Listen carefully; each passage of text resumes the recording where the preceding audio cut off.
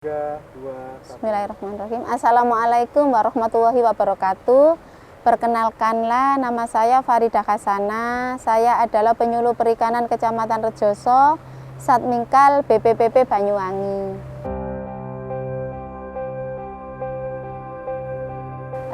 Saya alhamdulillah mulai jadi penyuluh.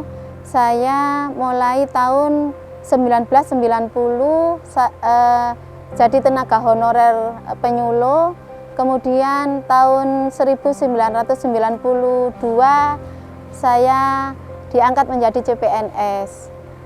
Kemudian PNS tahun 1993. Kecamatan Rejoso ada 3 penyuluh yang terbagi jadi 3 WIBI, yaitu Rejoso 1, Rejoso 2, sama Rejoso 3.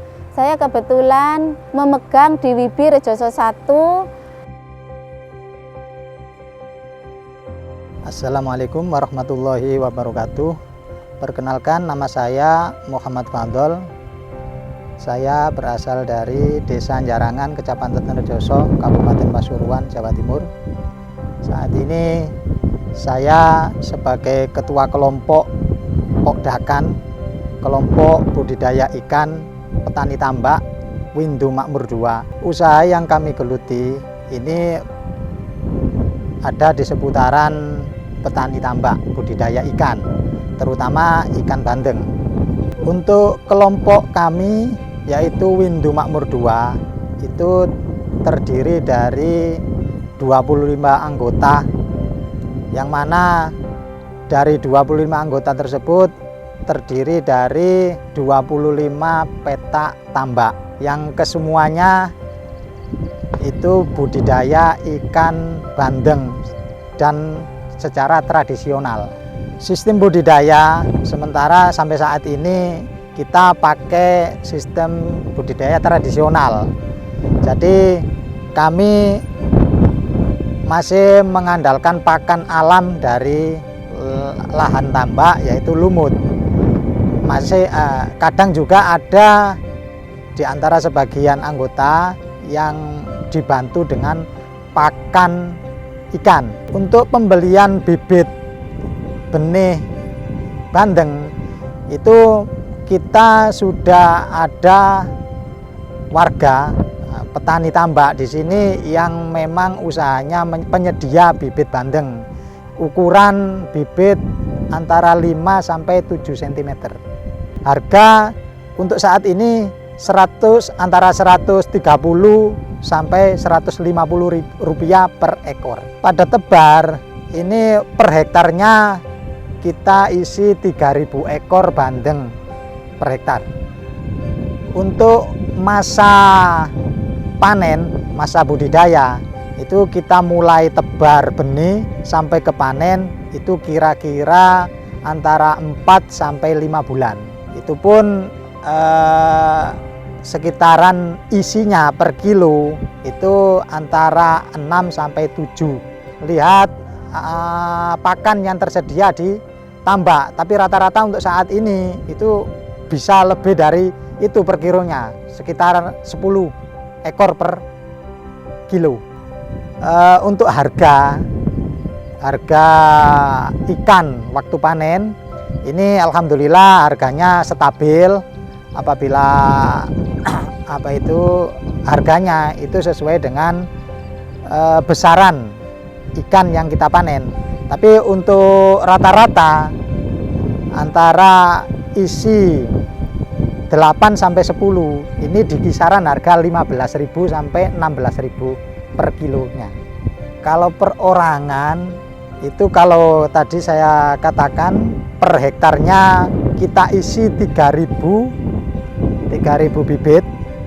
Ini berarti kalau panennya kita ibaratkan isi 10 per kilonya, ini kan 3 kintal kita dapatnya per hektar. Sedangkan kalau 3 hektar itu kita kalikan 15.000 lah.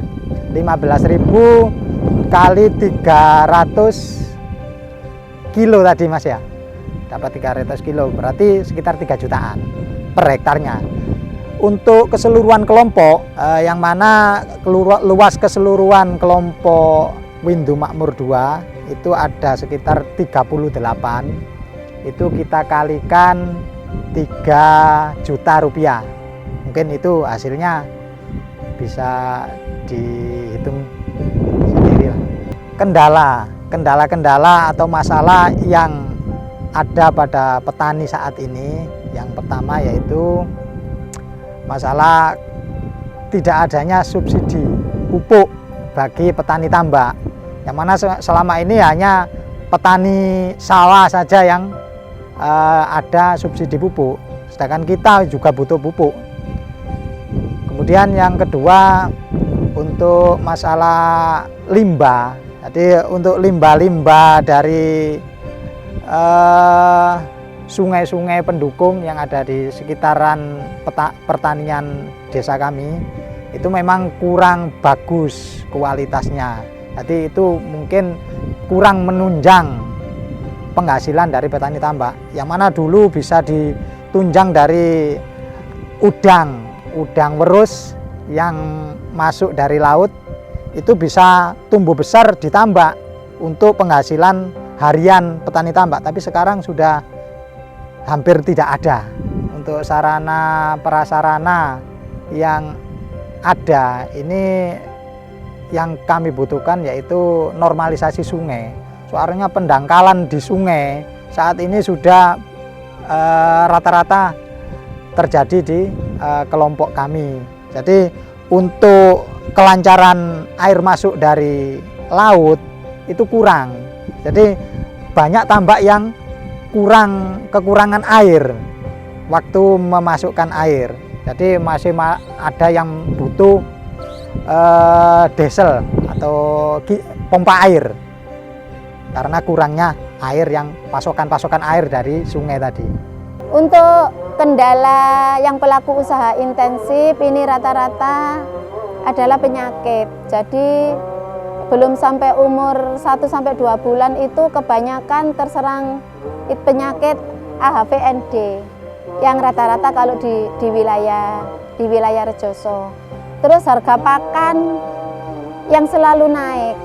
Terus kadang-kadang harga udang itu kita itu sudah sulit untuk hidup udangnya, panennya itu juga sering gagal, tapi kadang-kadang harga udang itu turun.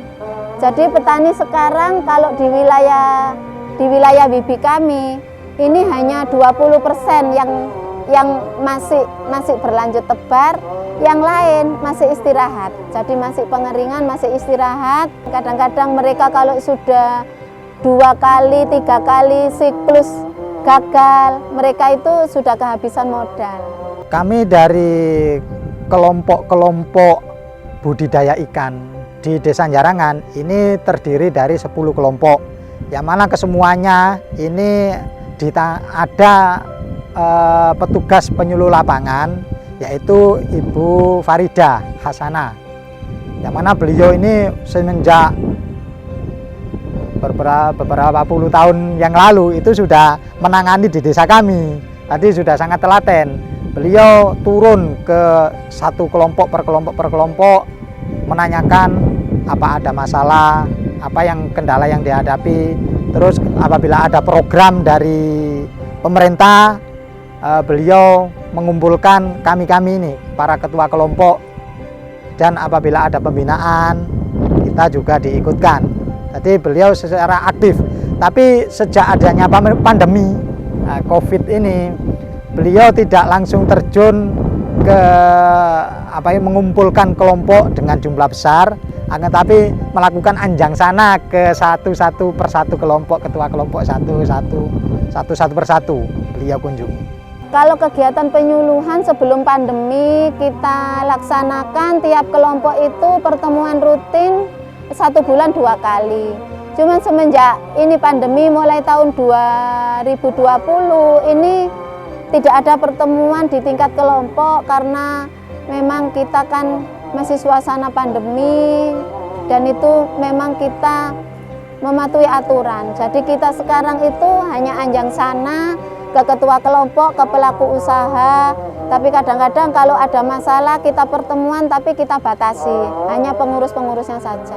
Dari saya pribadi dan mewakili teman-teman ketua kelompok semua yang ada di Desa Jarangan, mengucapkan sangat berterima kasih sekali kepada Ibu Penyuluh yang ada di desa kami, yaitu Bu Farida Hasanah, yang mana dengan telaten sudah semenjak lama mendampingi kami dalam berbudidaya ikan, sehingga setiap ada permasalahan yang ada di petani tambak ini kita bisa mengadukan ke beliau untuk disampaikan ke pihak pemerintah atau Dinas Perikanan Kabupaten. Terima kasih Bu Farida. Cukup sekian saja dari saya, kurang lebihnya mohon maaf. Wa akhiron wassalamualaikum warahmatullahi wabarakatuh.